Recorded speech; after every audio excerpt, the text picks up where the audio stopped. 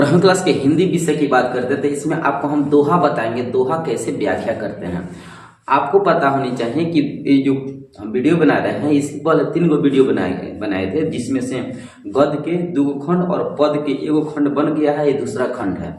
इसका description box में link है, जाकर वहां आप देख सकते हैं, जिसमें 30 गो VVI क्वेश्चन बताया गया है, सब्जेक्टिव क्वेश्चन, 20 गो शॉर्ट क्वेश्चन है और 10 गो लॉन्ग क्वेश्चन है। 10 गो में से 5 गो ए है, 5 गो बन गया है। इसमें केवल आपको ये बताया जाएगा पद खंड में कितना कौन कौन से इस बार 2025 में महत्वपूर्ण क्वेश्चन आने वाला है, वही क्वेश्चन हम आपको बताने वाले हैं। चलिए साहब ध्यान से देखिए, अर्थ स्पष्ट करना है, व्याख्या कर देना है कि हर वो आदमी जो मेहनत कश लोहा है और हर वो औरत दबी सताई बोझ उठाने वाली लोहा है। इसे क्या करना है, व्याख्या करना है। तो व्याख्या करने का आपको पता होनी चाहिए। आप जैसे कि पहले से यदि आपको पता है तो ठीक है, तो कैसे लिखेंगे, व्याख्या करने का जो तरीका होता है ना, ऐसे लिखना, प्रस्तुत पंक्ति। अब यहाँ चैप्टर का नाम लिख देना, कामना पाठ से लिया गया है। जैसे ये लिया गया है प्यारे नन्हे बेटे को, कामना पाठ से लिया गया है, यहाँ लिखोगे प्यारे नन्हे बेटे से लिया गया है जिसका रचनाकार, अब यहाँ रचनाकार का नाम लिख देना। तो रचनाकार का नाम है विनोद कुमार शुक्ल के द्वारा रचना किया गया है। इतना जरूर 2 बात लिखना। तब इसके बाद इस पंक्ति को पढ़ने के बाद जो आपको बुझाए कि कौन कौन इस पंक्ति से अर्थ निकल रहा है, वो सब आपको डिस्कस करना है। लेकिन कम से कम है 2 बात आपको पक्का लिखना है कि प्रस्तुत पंक्ति फलाना पाठ से लिया गया है जिसका रचनाकार चिलाना है। इस पंक्ति के माध्यम से ये बताया जा रहा है। तो ऐसे आप दोहा करने का तरीका अपनाओगे। जैसे हम इस दोहा को व्याख्या किए हैं, तो पहले तो हम यहाँ लिख देंगे कि कोड भाषा यहाँ लिख देना कि प्रस्तुत पंक्ति प्यारे नन्हे बेटे से लिया गया है जिसका रचनाकार विनोद कुमार शुक्ल हैं, ये लिख देना ऊपर। तब लिखना हर व्यक्ति जो मेहनत कश है वह लोहा है, वैसी हर एक औरत जो दबी सताई हुई है वो लोहा है। उपयुक्त पंक्ति का विशेषताएं यह है कि प्रत्येक व्यक्ति को श्रम साध्य कार्य करता है, कठोर परिश्रम जिसके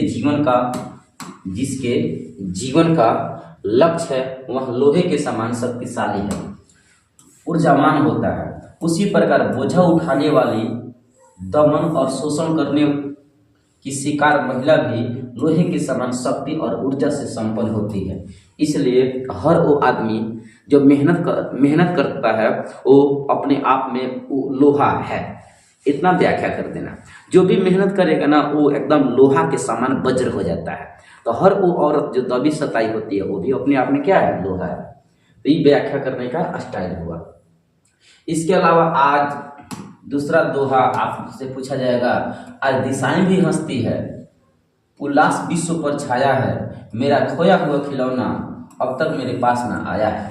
तो इसे भी उसी स्टाइल से आप बनाओगे कि प्रस्तुत पंक्ति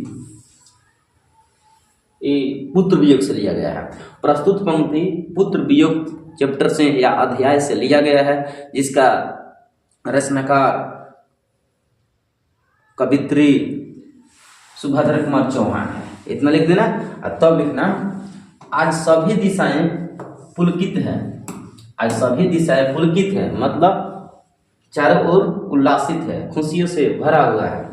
सर्वत्र प्रसन्नता छाई हुई है, सारे विश्व में उल्लास का वातावरण है। किंतु मेरा मतलब कवित्री, किंतु मेरा खोया हुआ खिलौना अब तक मुझे प्राप्त नहीं हुआ है। अर्थात कवित्री के पुत्र का निधन हो गया है, इस प्रकार वह उससे छीन गया है, मतलब कवित्री से सुभद्रा कुमार चौहान से छीन गया है।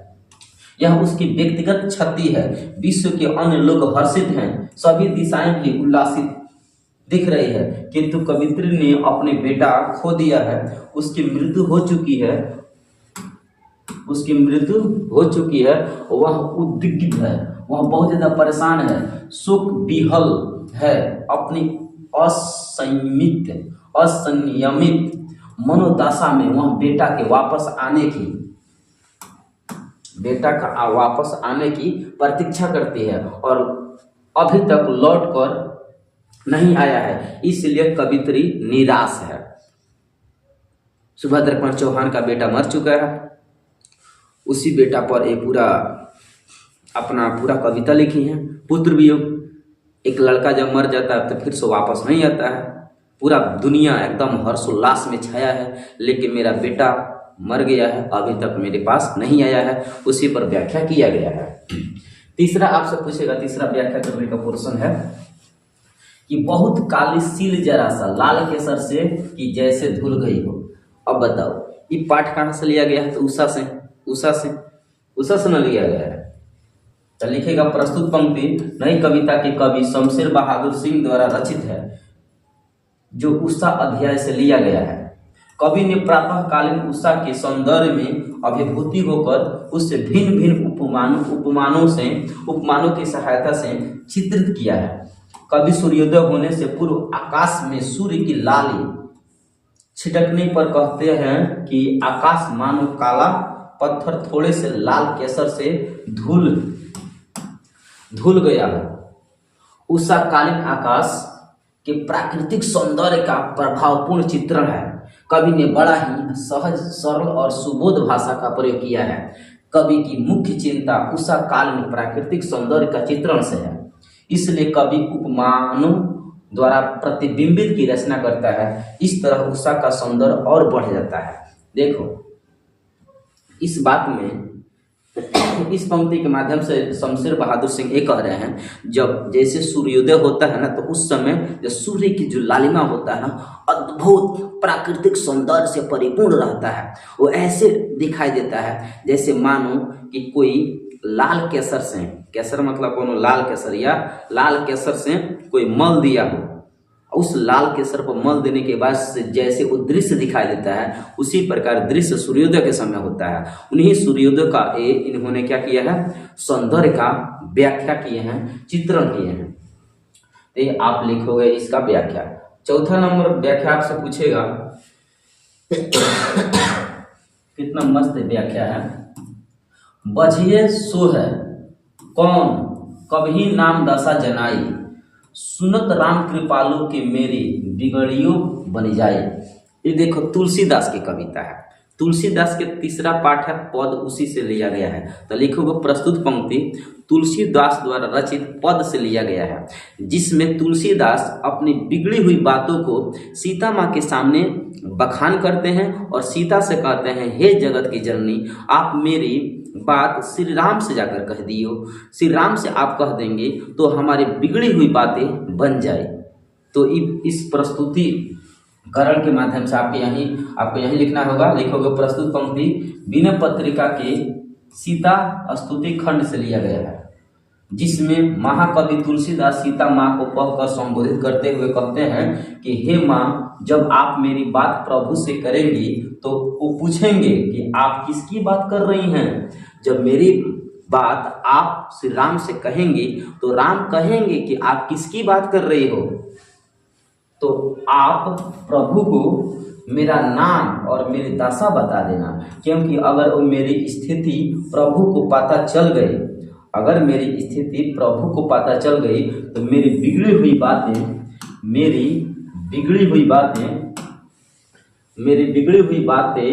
बिगड़ी हुई काम भी बन जाएंगे। तो इस पाठ का अर्थ, इस पंक्ति का अर्थ आप ऐसे निकालोगे। पांचवा क्या लिखा है, पांचवा पंक्ति का अर्थ देखो क्या लिखा है, व्याख्या करना है। मखमल टमटम बल्लम तुरही, पगड़ी छत्र चवर के साथ, तोप छुड़ाकर ढोल बजाकर जय जय कौन कराता है। तो ये देखिएगा अधिनायक पाठ से लिया गया है। अधिनायक जिसका रचनाकार रघुवीर सहाय है। तो लिखोगे प्रस्तुत पंक्ति अधिनायक अध्याय से लिया गया है, जिसका रचनाकार रघुवीर सहाय है। प्रस्तुत पंक्ति रघुवीर यहाँ लिखना, रघुवीर सहाय द्वारा रचित कविता अधिनायक से लिया गया है, जिसके माध्यम से कवि पूछते हैं कि मखमल वस्त्र धारण किए हुए, टमटम पर सवार होकर, बल्लभ तुरही आदि राजश्री प्रतीकों के साथ पगड़ी धारण किए हुए, सिर के ऊपर छाता और जिसके आगे पीछे लोग चंवर हिला रहे हैं, मतलब गामछा हिला रहे हैं, जो अपने स्वागत में तोपों की सलामी दिलवाते हैं और जो ढोल नगाड़े बजाकर अपनी जय जयकार करवाता है, वह कौन है? तो हमारे देश के तानाशाह है, जो अपने राज स्वागत में लोगों से चंवर हिलवाता है और ढोल नगाड़ा बजवाता है और आगे पीछे लोगों का बहुत जय जयकार लगवाता है और राजश्री मखमल जैसे वस्त्र को धारण कर लेता है और ढोल बजवाता है। तो ये इसका अर्थ हुआ बाबू।